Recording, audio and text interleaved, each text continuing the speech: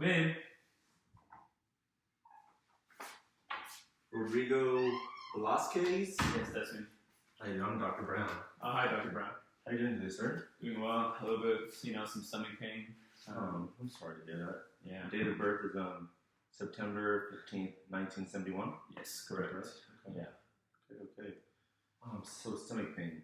Yeah. When did this pain start? I want to say about a week ago, but it's been getting progressively worse. About a week? Okay. And what makes it worse?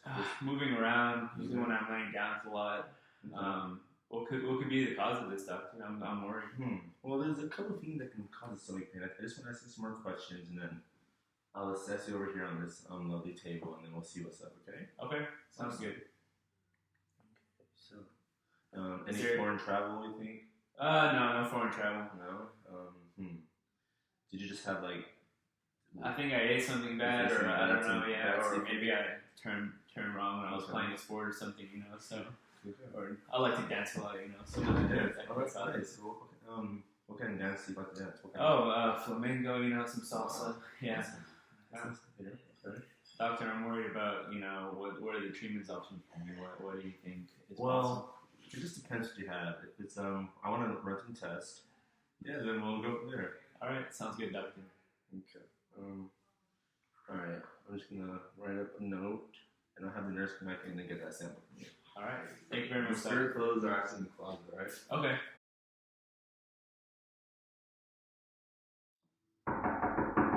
Hold on, I'm not ready yet. Hold on. Oh, excuse me. Oh, sorry, sir. I'm sorry about that. Oh my gosh. So what seems to be the problem today? I'm at. Yeah, what seems to be the problem today?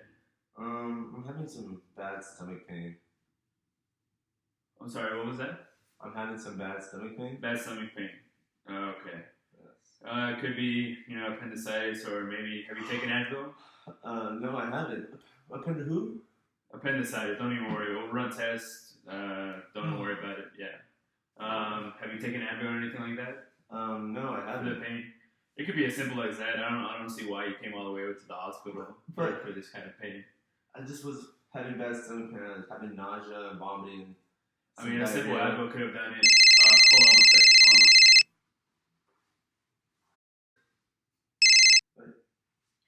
second. Yeah, hello? Wait, excuse me, sir. Yo, what's up, man? Wait, what? Yeah, man.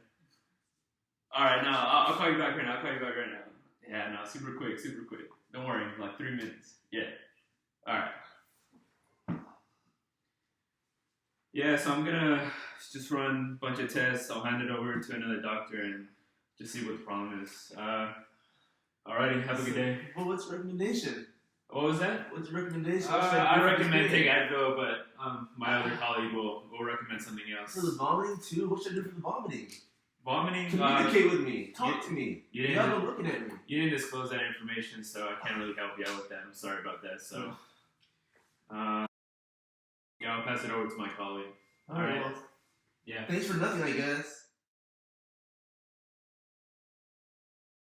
And we're going to go over the good and bad examples from the previous scene of the patient and doctor, and explain how the transactional communication model was applied and how can it be improved in each case. Yes. So starting with Macaulay, he'll be explaining the kind of, as a patient, the bad experience he had as when the doctor came into the room. So yeah.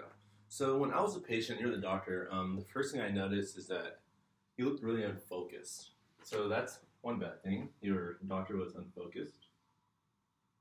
And it kind of made me feel as a patient like I wasn't important, and I feel like when you're talking to patients, you want to direct all your attention on the patient so that the patient essentially feels important and that you're actually listening. Yeah, you also want to have like a simultaneous communication where the patient's going back and forth and the doctor's going back and forth, asking questions. And I feel like you weren't doing that. Like, you're just like trying to shut me up.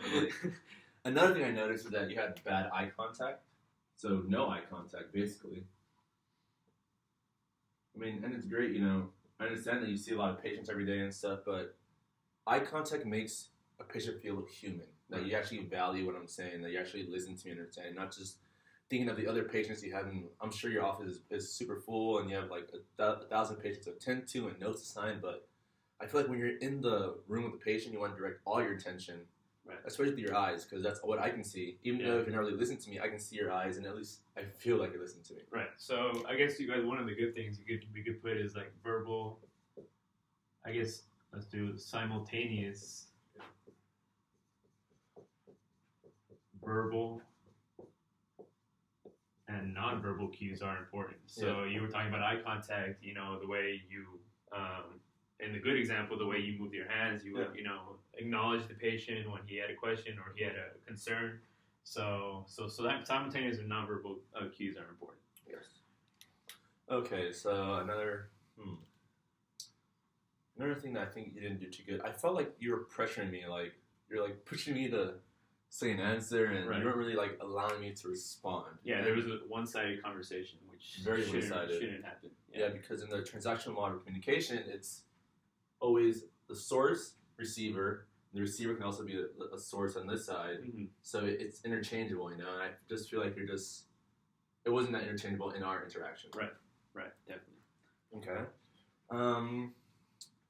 Yeah. So just okay. And then another thing that was really bad is when I guess your friend called you about what you're gonna do that weekend. That was purposeful. I think that was really rude. That's another bad thing. So no distractions. Don't let the noise, outside noise distract you. So. Yeah, and again, it makes a patient feel like you don't care. Exactly. And it's really rude. Yeah.